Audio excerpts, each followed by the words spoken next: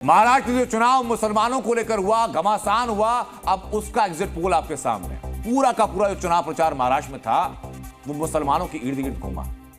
एक तरफ जहां महाविकास अघाड़ी और असदुद्दीन ओवैसी की पार्टी AIMIM वोटर्स को लुभा रही थी धर्म के नाम पर, तो महायुति ने चुनाव को धर्म युद्ध करार दे दिया।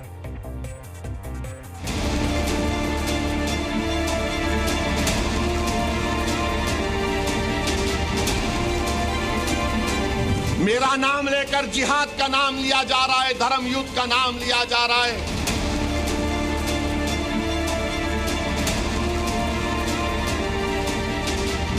वोट जिहाद का जवाब वोट के धर्म युद्ध से हमको देना है।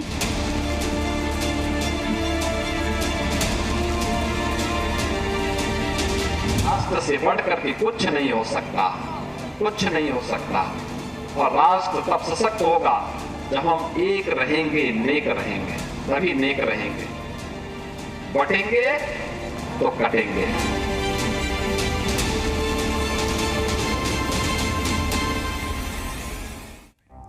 यह आपने झलक देखी जिस वक्त चुनाव प्रचार किया जा रहा था, लेकिन अब तो मतदान हो चुका है, प्रचार के रिजल्ट का टाइम है। तो मतदान में जो एक मुद्दा जिसके इर्द गिर्द पूरा चुनाव घूमा वो था मुसलमान।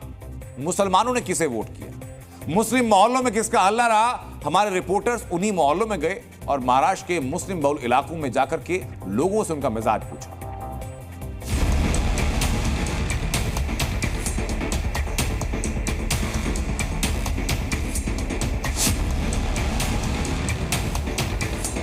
(288) सीटें, 420 मुस्लिम उम्मीदवार, जिनमें से 218 निर्दलीय मुस्लिम प्रत्याशी। ऐसे में यहां सवाल उठता है कि महाराष्ट्र के चुनाव प्रचार में मुसलमानों के नाम पर जो राजनीति हुई उसमें कौन बाजी मार गया। सवाल उठता है कि आखिर महाराष्ट्र के वोटर ने किसका साथ दिया।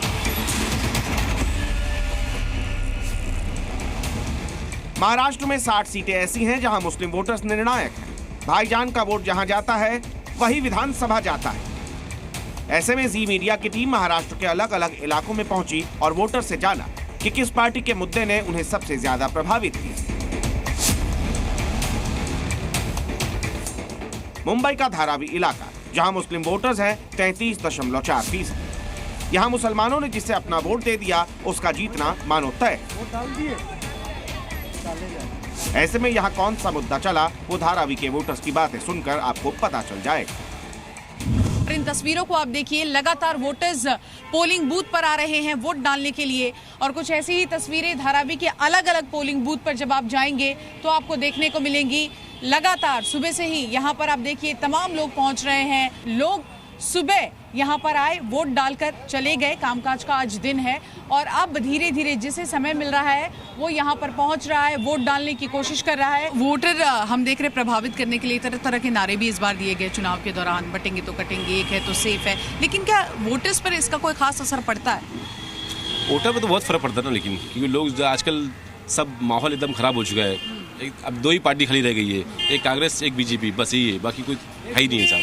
नारों का असर नहीं हो रहा? नारों का असर इतना नहीं, तो जो उनके फेवर वाले जो रहते हैं वो खाली करते, बाकी तो सब भाईचारे भी रहते हैं। देखा धारावी में चंद मुसलमानों का तो कहना है कि यहाँ नारों का असर नहीं पड़ा, लेकिन यहाँ ज्यादातर वोटर्स ऐसे थे जिनका मुद्दा एक ही था। क्या मुद्दे हैं? धारावी के लोग क्या मांगते हैं? धारावी बचाओ और क्या मुद्दे हैं? धारावी बचाओ के मुद्दे पे वोट डाला गया। मुद्दे क्या है, मांग क्या है? धारावी में आप रहती इतने सालों से, क्या मुद्दे आम जनता? धारावी बचाना है, धारावी बचाना है। ये आपका सबसे मेन मुद्दा है इस बार? जी, धारावी थोड़ा अच्छा और मतलब झोपड़े से लेके थोड़ा जैसा भी झोपड़ा है हमारा, मतलब और ये क्या बोलते हैं अपना अच्छा माहौल बने, अच्छा सब कुछ बने, सारा एनवायरनमेंट थोड़ा और अच्छा हो धारावी का। धारावी के मुद्दे को लेकर चुनाव प्रचार खत्म होने से ठीक पहले राहुल गांधी ने धारावी कार्ड खेला था। धारावी रीडेवलपमेंट प्रोजेक्ट को मुद्दा बनाया था। तो नॉर्मली जो अभी ज्यादातर कांग्रेस का ही है, तो लग रहा है कि कांग्रेस आएगी तो जरा थोड़ा धारावी का हालत चेंज होगा। महंगाई कम हो जाएगी। क्या मुद्दे हैं आपके? महंगाई कम होना है सबसे बड़ा मुद्दा, तो यही है। हम सब औरतों का सब खर्चा ज़्यादा हो गया है। कांग्रेस पहले जब थी जब खर्चा बहुत कम था, अभी तो खर्चा बहुत ज़्यादा हो गया। कांदे का भाव, टमाटर का भाव, मिर्ची का भाव सब बढ़ते जा रहा है। मुंबई में सीट कोई भी हो, राहुल गांधी का धारावी कार्ड कई जगहों पर मुसलमानों का मुद्दा बना। मलाड इलाकों में भी मुसलमानों के लिए धारावी एक बड़ा मुद्दा रहा। मुद्दा यह है कि सबसे पहला तो महाराष्ट्र की अस्मिता को बचाना है और महाराष्ट्र के जो बर्बाद होते हुए उद्योग जगत को, और महाराष्ट्र के उद्योग जगत की जो मोनोपोली चल रही है, जिस तरीके से धारावी का मुद्दा है, ये सब कमरे में बैठ के जो सरकारें चला रहे हैं उसके खिलाफ हमको वोट देना है। हमारा मुद्दा ये है कि अपना ईवी है मतलब बंद होना चाहिए। हमारे जहन में सबसे बड़ा जो मुद्दा है वो भाईचारा है। इतनी महंगाई है कि बहुत महंगाई से बहुत परेशान हो गए। पहला महंगाई कम करने वालों, जो सरकार आएगी वो कुछ नहीं, महंगाई पहला कम करने वालों। धारावी को यहाँ नहीं बसाना है, इसलिए मुद्दे हम लोग वोट करने जा रहे हैं। हमारा वोट जो है देश के लिए हो, संविधान के लिए हो, संविधान बचे। की सोच इसमें नहीं है। महाविकास अघाड़ी के चुनाव प्रचार में मंच से संविधान और भाईचारे का मुद्दा उठाया गया। वहीं ग्राउंड पर सपोर्ट को जुटाने के लिए मुल्ला मौलवियों का साथ लिया गया। लोग संविधान को तो मुद्दा बता रहे हैं, लेकिन लोगों की बातों से ये तय हो गया है कि मुल्ला मौलवियों वाला दाव फेल हो गया। महाराष्ट्र के चुनाव में मुसलमानों के वोट पाने की होड़ में दोनों महागठबंधन के अलावा असदुद्दीन ओवैसी भी थे। ऐसे में क्या वोटर्स पर उनका कोई असर पड़ा, इसका भी रियलिटी चेक देख लीजिए। MIM का कितना असर है? तो ज्यादा तो नहीं है। आप लोग को उम्मीदें नहीं है असदुद्दीन ओवैसी साहब से? ओवैसी से उम्मीदें हैं आप लोगों को? नहीं है। किससे उम्मीदें हैं? कांग्रेस से। ओवैसी ब्रदर्स का असर दिख रहा है MIM का? हाँ, उतना तो आइडिया नहीं है, लेकिन hope so for the best. Owaisi brothers का जादू चल पा रहा है? अभी तो कुछ पता नहीं है। पता नहीं, कोई आइडिया नहीं है उसका। ओवैसी ब्रदर्स का जादू चल पा रहा है? पता नहीं, इतना तो नहीं बोल सकते। लेकिन धारावी में आप लोग बदलाव चाहते हैं? बदलाव चाहते हैं। ओबीसी फैक्टर और जो दूसरे फैक्टर थे वो काम किया, उन्होंने ग्राउंड पे दिखाई दिए आपको? उनका असर नहीं दिखाई दिया? नहीं, ऐसा फिलहाल में तो कुछ दिखाई नहीं दिया है। ओवैसी साहब की बात कर रहे हैं। ओवैसी का छोड़ दो, ओवैसी से आपको कोई लेन नहीं। नहीं करूँ बात? नहीं, ओवैसी साहब की बात मत करिए। क्यों ऐसा क्यों कह रहे हैं? नहीं, ऐसा कम्युनिटी को भड़काने वाला काम कर रहे हैं और कुछ बात नहीं। महाराष्ट्र के अर्बन वोटर्स की राय आपने सुनी। महाराष्ट्र के भाईजान के मुद्दे क्या थे, उससे अंदाजा लगाया जा सकता है कि मुस्लिम वोटर्स का साथ किस पार्टी या यूं कहें कि किस महागठबंधन को मिल रहा है। तो महाराष्ट्र के मुसलमानों के मुद्दों की झलक आपने देख ली, किस पार्टी के किस मुद्दे को लेकर वोट किए भी आपने देख लिया। अब यह एक सवाल है। सवाल यह कि महाराष्ट्र में कितने मुसलमान वोट करने निकले, वो अब मैं आपको सीट वाइज आंकड़े दिखाता हूं। देखिए सर, मालेगांव सेंट्रल सीट की बात करें तो मुसलमान वोटर्स 78%, लेकिन मतदान लगभग 60%। मनखुर्जी शिवाजी नगर की बात करें तो 53% मुसलमान हैं, मतदान 51%। भिवंडी में 51% मुसलमान, मतदान 50%। मुंबा देवी पर 51% मुस्लिम, मतदान 49%। अमरावती में मुस्लिम वोटर्स 40.5, लेकिन वोटिंग परसेंटेज 58%। पहली जगह अभी तक की जहां मुस्लिम वोटर्स से ज्यादा मतदान हुआ। अकोला वेस्ट 42% मुस्लिम वोटर और यहां पर 56% वोटिंग पैटर्न रहा। ये दूसरी सीट है। औरंगाबाद सेंट्रल पर मुस्लिम वोटर्स 38.5, मतदान लगभग 2 गुना 62%। और कुल मतदान करीब महाराष्ट्र में 58% हुआ, लेकिन मुख्य मुस्लिम बहुल सीटों पर मतदान सिर्फ 55% हुआ। दावा यह कि जिस तरह से एनजीओ और मुल्ला मौलवी एक्टिव हैं, महाराष्ट्र मुसलमान बम्पर वोटिंग करेंगे दावा था, लेकिन दावे की ठीक अलग आंकड़े। चुनाव पर इसका असर क्या होगा, ये देखना, ये जानना, ये परखना दिलचस्प होगा। लेकिन महाराष्ट्र में चुनाव के परिणाम तो दिलचस्प आने वाले हैं। इसी के साथ ही जानना आपके लिए जरूरी है कि चुनाव प्रचार के दौरान जो नारे दिए गए, क्योंकि बहुत सारे नारे थे, अनगिनत नारे थे, आप उंगलियों पर गिनते हुए थक जाएंगे। महाराष्ट्र के नारे और उत्तर प्रदेश के पोस्टर गिन नहीं पाएंगे, लेकिन उन नारों का मतदान पर असर क्या हुआ है। वोट जिहाद जैसा टर्म हुआ, धर्म युद्ध जैसे नारे कॉइन किए गए, बटेंगे तो कटेंगे ने क्या कमाल किया है, लोकल मुद्दे और विकास के मुद्दे का स्थान क्या रहा है, अब जरा ये देखिए। जिस तरह की भाषणबाजी हुई, वोट जिहाद वर्सेस धर्म युद्ध, आपका क्या मानना है? धर्म को खाली टारगेट कर रहे हैं ये लोग और कुछ मसला नहीं है। खाली एक साइड को जो है ना, माइनॉरिटी को वो लोग कर रहे हैं टारगेट कि इनको कैसे मतलब हटाया जाए। नहीं करना चाहिए, गलत चीज़ है क्या? पहले नहीं थे यहाँ पे? हाँ, जमहूरियत है। जमहूरियत का मतलब क्या? जमहूरियत का मतलब क्या? अवाम की हुकूमत अवाम के लिए। नारों का असर इतना नहीं, तो वो जो उनके फेवर वाले जो रहते हैं वो खाली करते हैं, बाकी तो सब भाईचारे भी रहते हैं, देखा सब एकदम मिल के रहते हैं, ऐसा कुछ नहीं है। मेरा ये विधानसभा का मेरा चौथा इलेक्शन रहेगा, लेकिन आज तक मैंने इतनी भीड़ नहीं दिखी थी। इससे मुझे तो अभी अच्छा लग रहा है कि जो योगी जी ने कहा था बटेंगे तो कटेंगे, इसका बहुत असर हमारे भोसरी विधानसभा में तो हो गया है। इम्पैक्ट तो बहुत बड़ा हुआ है, जैसे जितने भी हिंदू हैं उन पे बहुत बड़ा इम्पैक्ट रहा है ये। वैसे पहले जो परिस्थिति थी, लोग डाइसी हो रहे थे कि कौन से को जाएं क्या, पर वो स्थिति क्लियर करके गए वो। बटेंगे तो कटेंगे, या हालांकि ऐसे जो मुद्दे, ये मुद्दे ही नहीं है हमारे, ये तो हमारा बोल सकते हैं कि ये बहुत बुरा है महाराष्ट्र के लिए। महाराष्ट्र हमेशा एक और नेक रहा है, सबसे आगे रहा है। ये मुद्दा चला है, मेरे हिसाब से थोड़ा नेगेटिवली लिया है लोगों ने। मेरे हिसाब से एक रहोगे तो सेफ रहोगे, ये बेटर वर्जन रहेगा। लेकिन महाराष्ट्र का चुनाव प्रचार था बड़ा दिलचस्प। कल तक जो दोस्त थे वो दुश्मन बने, और जो पार्टी एक थी, जो परिवार एक थे, वो टूट करके चाचा भतीजे की लड़ाई में बटे। और इसीलिए इस बार के महाराष्ट्र चुनाव को समझाने के लिए हमने इसे रीजन के हिसाब से बांटा है, पार्टी के हिसाब से नहीं। अब समझिए जरा, पूरे महाराष्ट्र को 6 रीजन में बांटा गया। विदर्भ रीजन जिसमें 62 सीटें हैं, पश्चिम महाराष्ट्र जिसमें 70 सीटें हैं, मराठवाड़ा जिसमें 46 सीटें, ठाणे कोंकण जिसमें 39 सीटें हैं, और मुंबई रीजन जिसमें की 36 सीटें, और उत्तरी महाराष्ट्र रीजन जिसमें 35 सीटें। ये अलग अलग रीजन में कितनी कितनी सीटें बताया आपको।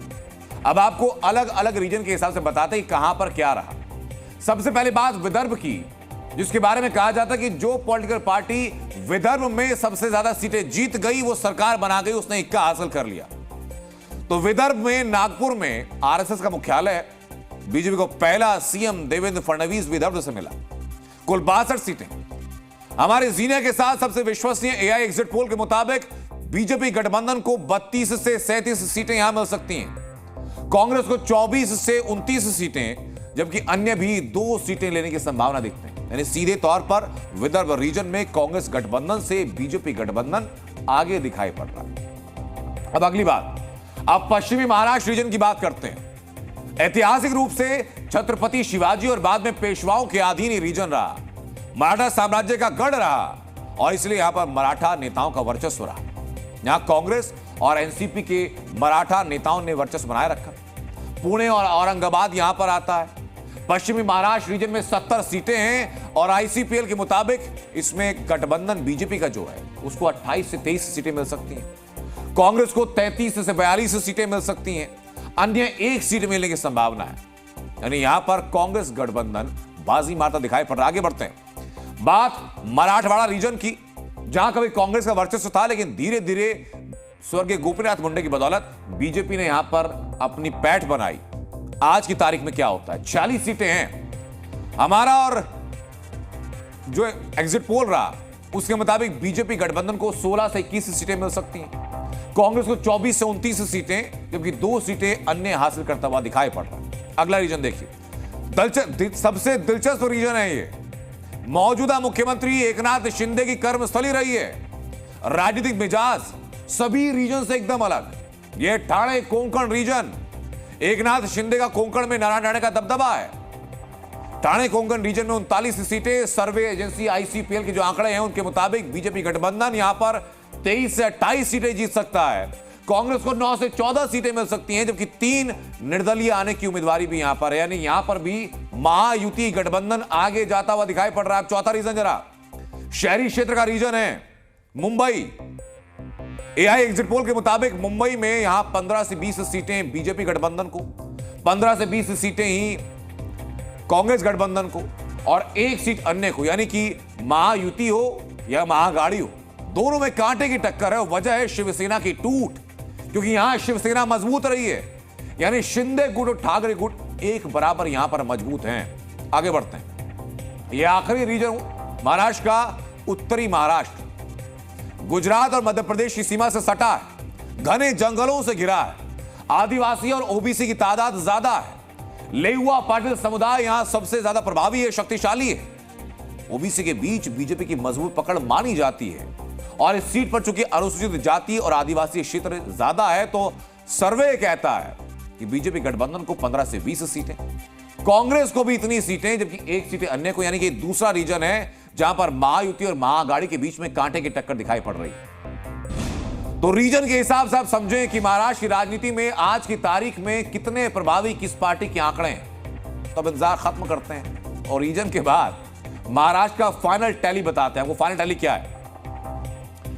जीने के साथ सबसे विश्वसनीय एआई एग्जिट पोल के मुताबिक महाराष्ट्र की 288 विधानसभा सीटों में से बीजेपी के 129 से 159 सीटें, कांग्रेस गठबंधन के 124 से 154 सीटें, जबकि 10 अन्य भी आ सकते हैं। अब एग्जिट पोल तो आपने देखा, लेकिन जब एग्जिट पोल सामने आया तो बयान नेताओं के सुनाऊं उसके पहले झारखंड में क्या हो चुका है, क्योंकि चुनाव तो आज दूसरे फेज का वहां भी था, चुनाव पूरा हो चुका है। झारखंड में एग्जिट पोल क्या कहते हैं सुनिए जरा, क्योंकि 81 विधानसभा सीटें हैं। जी न्यूज और आईसीपीएल के एग्जिट पोल के मुताबिक झारखंड में टक्कर है। एग्जिट पोल कहता है कि बीजेपी गठबंधन को 36 से 41 सीटें मिलने की संभावना है, जेएमएम को 39 से 44 सीटें मिलने की संभावना है, जबकि अन्य के लिए 3 सीटें आ सकती हैं। बीजेपी और कांग्रेस दोनों दावा कर रही हैं कि सरकार तो उनकी बनेगी। ये एग्जिट पोल की टैली है। नतीजों में जो फाइनल टैली होगी वो तय भी कर देगी एग्जिट पोल के साथ उनका मिलान कितना होता है और सरकार बनाने के दावे किसके मजबूत थे। जी न्यूज।